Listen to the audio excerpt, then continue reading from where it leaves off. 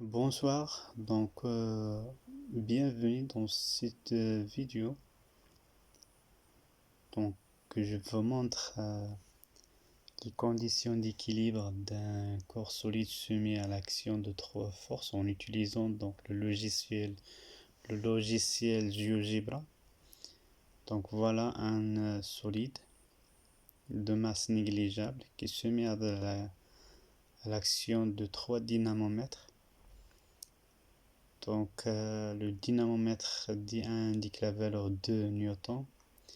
Le dynamomètre D2 indique la valeur de 0,8 Newton. Et le troisième, il indique aussi 2 Newton. Donc on va représenter les forces appliquées sur une plaque légère. Donc voilà, d'abord on va commencer par les conditions d'équilibre. Donc on va dessiner les lignes d'action. Donc on va prendre la droite ici et je première la ligne d'action de première force. Et la même chose ici, la deuxième. Voilà. Et la troisième ici.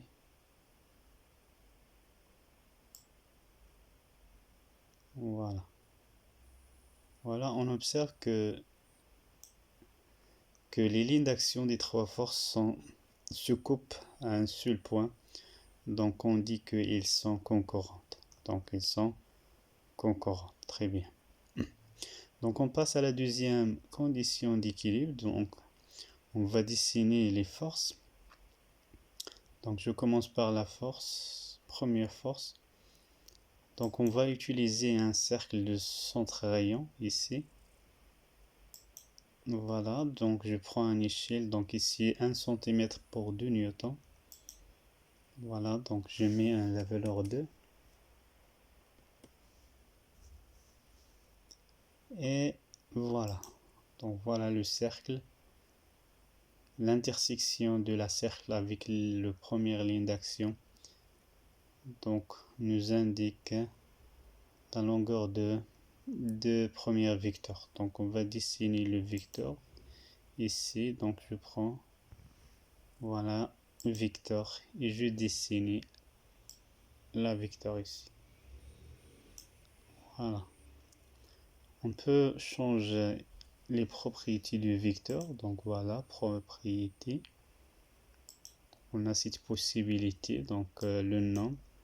Voilà, par exemple, je prends c'est la force F1. Voilà, c'est la force F1.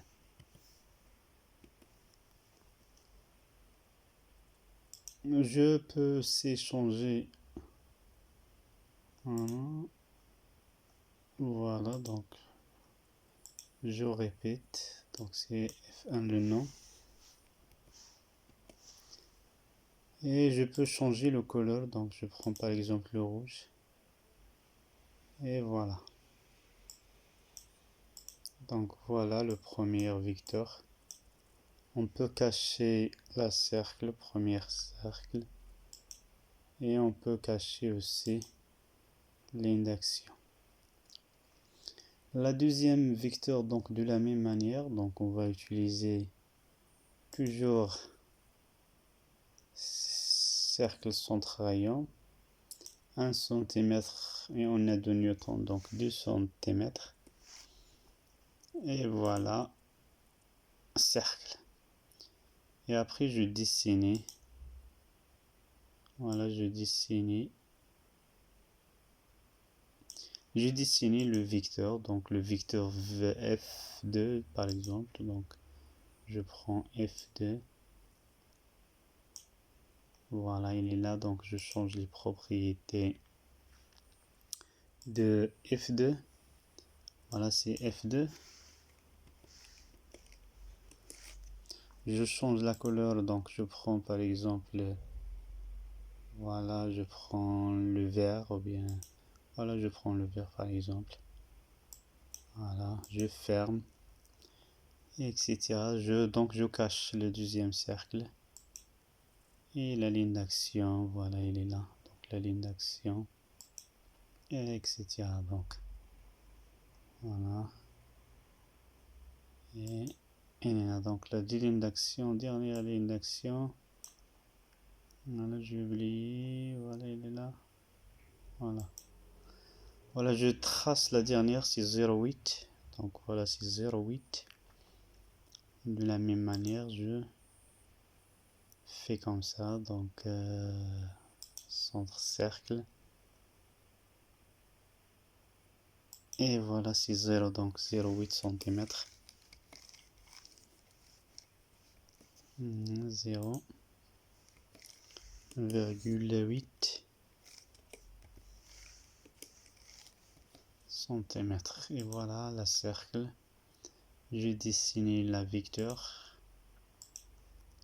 Et 2 points vers là.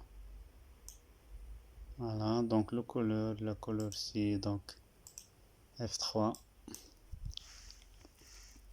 Et je change la couleur, voilà, donc toujours je prends rose par exemple et je cache cercle et aussi la droite. Voilà, donc voilà, après la représentation des forces appliquées sur la plaque, sur le système euclidien, donc on va faire la somme des vecteurs. Donc on sait qu'en mathématiques, pour faire la somme des vecteurs, on fait la translation. Voilà, donc le logiciel GeoGebra nous donne cette possibilité de faire la somme des vecteurs. Donc voilà, donc on peut utiliser ce bouton là, donc la représentant. Je prends par exemple la translation de F3 à l'extrémité de F1. Voilà, c'est l'inverse, pardon. Donc voilà, je fais l'inverse. Voilà. Et C. Donc voilà. Et on peut changer la couleur en rouge. Voilà, c'est F3. F3 et rose. Couleur rose. Rose. Rose. Voilà. Et la dernière, c'est on va représenter le représentant de F2. Et voilà, donc c'est vraiment excellent travail. Voilà.